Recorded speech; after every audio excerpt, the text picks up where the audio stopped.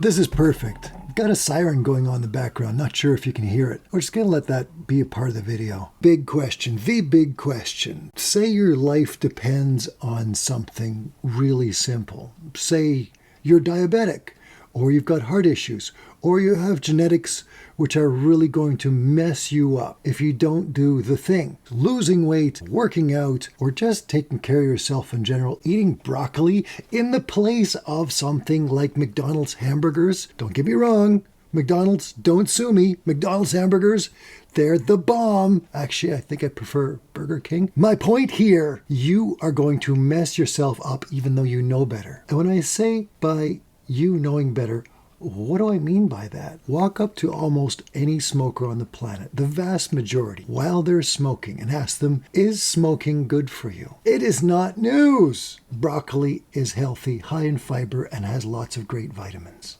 No one at McDonald's has had their mind blown by gaining that information. Not even the kids. Sorry. What stops you? If you know you want to do something and you know it's good for you and nobody else has stopped you, what stopped you? Let me take you to a group of kids who are tobogganing. Boys and girls, this isn't a sexist video. They are tobogganing. You know that the hill is massive. Freshly fallen snow. This is the information I'm giving you. I'm not even going to give you the type of toboggan. Okay, the crazy carpets, okay? My point here is they know what they're in for. They're at the bottom of the hill. The parking lot does not exist at the top of the hill. However they got there, they do not live at the top of the hill. They're starting at the bottom of the hill. They're going to the top of the hill, okay? Let's do that cost benefit analysis. They're at the bottom of the hill. How's it going? They are doing a Stairmaster exercise without the stairs and with the snow. What's the reward on that? What is the reward? If it's a good toboggan ride, 10 to 20 seconds tops. Is that worth a 20-minute workout?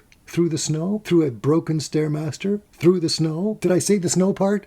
This is how we fail to run our lives. Kids get it right and we don't. Over the past few hundred millions of years, we have gotten a really, really tight, firm, close connection with our needy feelies. Our feely needies, needlings. We know what we want and when we want it. If you're hungry, you know you have to eat. Even if it's slightly peckish, you know you have to eat. And it really helps that within a couple meters of you at all times, there's food that either you own or you can purchase it.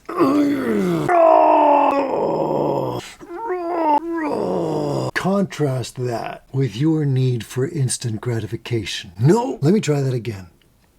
Contrast your instant gratification, needy, feely, urge things with anything that you would tell me that you really want. I don't care what it is. That relationship with some imaginary person, you don't know what it's like because you've never, but you can imagine it. That shape you want to have so that you're not completely ashamed and embarrassed when you're with this conceptual person.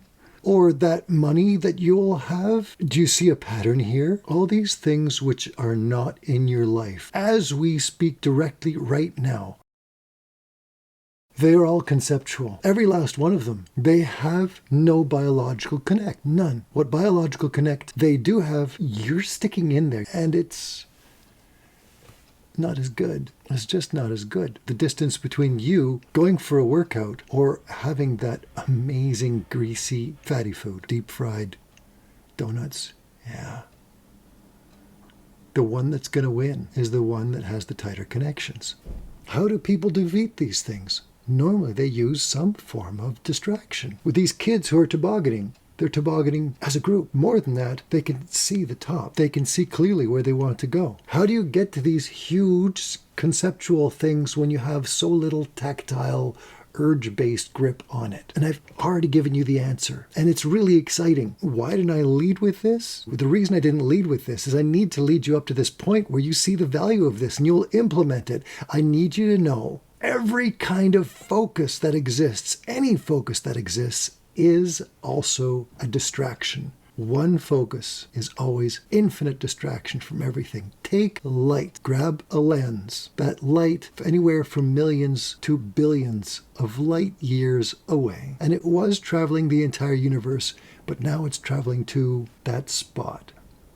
Your focus has provided infinite, is that good emphasis? Infinite focus. But you get my point now, don't you? All focus is distraction. If you're going to go hunting around for what the real you, the genuine version, those versions that you got into by accident, they weren't your choice. They are the car accidents of your mind. The reason I bring this up, there's a good friend of mine who recently warned me I shouldn't go through my life passionately developing something I hate. His experience was he would work on a passion project of some kind, usually sculpture-oriented, and he'd get a group of people together and they'd get a business going, and then he'd find himself just doing the grind, the day-to-day thing, and then he'd find himself hating what he was doing, hating his days and hating his life, and even hating the thing that got him there.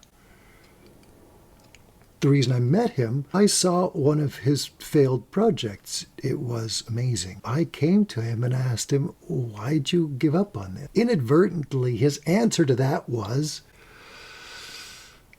he made something he hated. I'm not sure if I can give him advice, because this is sort of his cross for him to bear. But in light of that, I have to give me advice that somehow me and you, who's ever watching this, you're going to get to that point where what you believed in, your toboggan at the top of the hill, you're going to be there. And you're going to see the view from that, and you're going to say, oh no, not again. The impact from that, the crushing feeling of betrayal from yourself. Now don't get me wrong. This isn't just me and you. This is everyone. When I would tell people how to get fit, you can do it at any age, even into your 50s. You can actually do this in a few minutes a day. Many times they would avoid me after that. The reason that they were avoiding me wasn't that they were avoiding me. What they were avoiding themselves. They were avoiding the projection of themselves in me. They were avoiding a version of themselves which I now carried, that they had thrown at my face. This is what they were avoiding. And they had to avoid that because they weren't afraid of trying. They were afraid of the crushing failure, the feeling that they built something that they hated even before they started. They were afraid they were at the bottom of the hill, and they were afraid to start climbing. You see what I'm selling here? Your soul is not made of that amazing ride downhill. If I was going to give advice to my friend, as much as I hate advice, I would advise him to take those things he hates and find out where's the love that he lost. I don't know if I can come to a really clear, clean, specific conclusion. I'll be honest with you, I don't think I should. This will come down to a relationship between you and your work and finding out the difference between happiness and meaning. These things are not weighed on the same scales. And it's very possible that the most meaningful things in your life will have no happiness about them whatsoever.